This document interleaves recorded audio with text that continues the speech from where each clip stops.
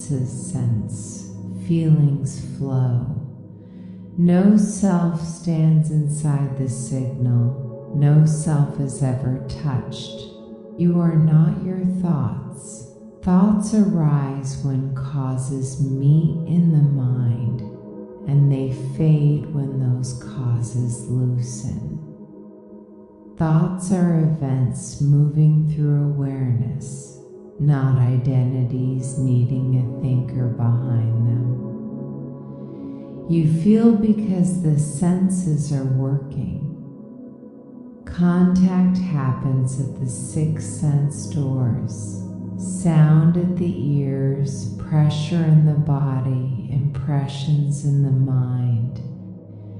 Feeling is born from that contact, then shaped instantly by habits that lean toward pleasure or lean away from pain.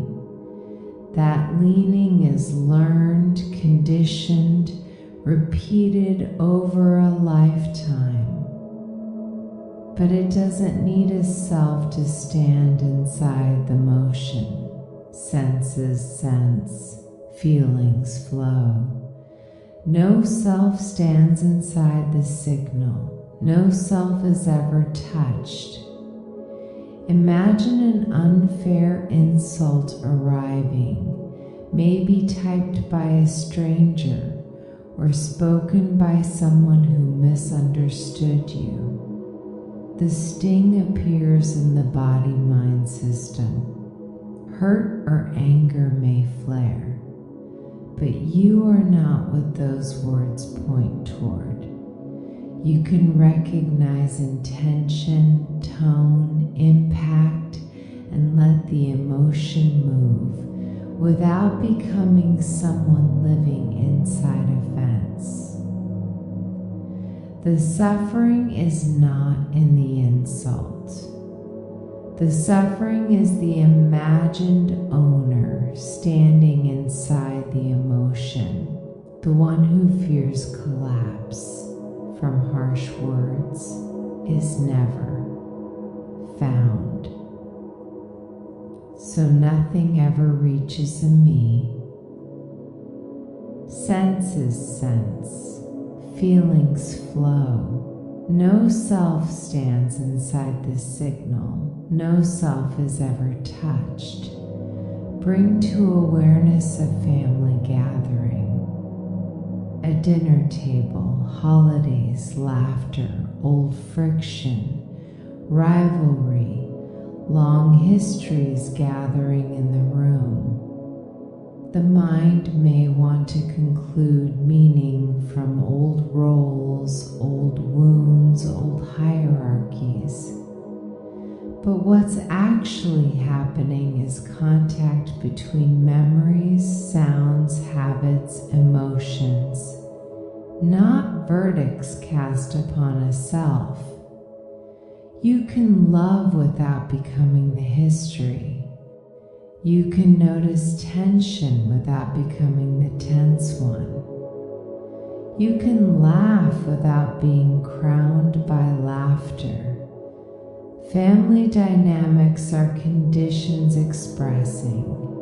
They aren't self-defining.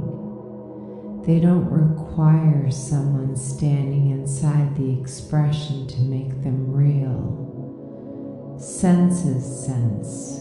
Feelings flow. No self stands inside the signal. No self is ever touched. Now picture competition. Someone more achieved, more effortless, more praised. The mind may want to measure itself, shrink itself, or erect pride from outcome. But comparison is not proof of identity. Skill appears because conditions are ripening, and praise lands because attention chooses what it chooses. Competition isn't harmful until we stand inside the scoreboard. Victory and defeat are momentary waves. not crowning ceremonies for a self. You can recognize excellence without occupying excellence. You can lose the war without becoming someone who lost. Senses sense, feelings flow. No self stands inside the signal. No self is ever touched. Now shift gently to the body you've lived in for years. Imagine illness appearing. Fever once, weakness once, uncertainty once, fear once. The body shows symptoms because causes meet inside biology. The mind shows concern because causes meet inside habit, but at no point is there a self behind symptoms or a self sentenced by biology.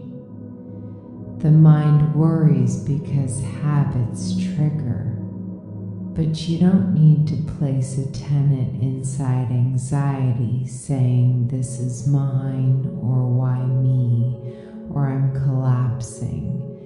You are not your thoughts. You are not the emotions moving with those thoughts. Causes create sensations, but no self is ever touched by sensation or its ending. Senses sense, feelings flow. No self stands inside the signal. No self is ever touched. Watch thoughts arise and fade like temporary mental movements. Watch feeling arise and fade like temporary mental bodily contact tones. Breathe, listen, smell, taste, touch, and just know. But do not land in side effects like they require someone behind them. Senses still sense. Awareness still works. One final time, repeat gently without clinging to the statement itself. Senses sense. Feelings flow. No self stands inside the signal. No self is ever touched.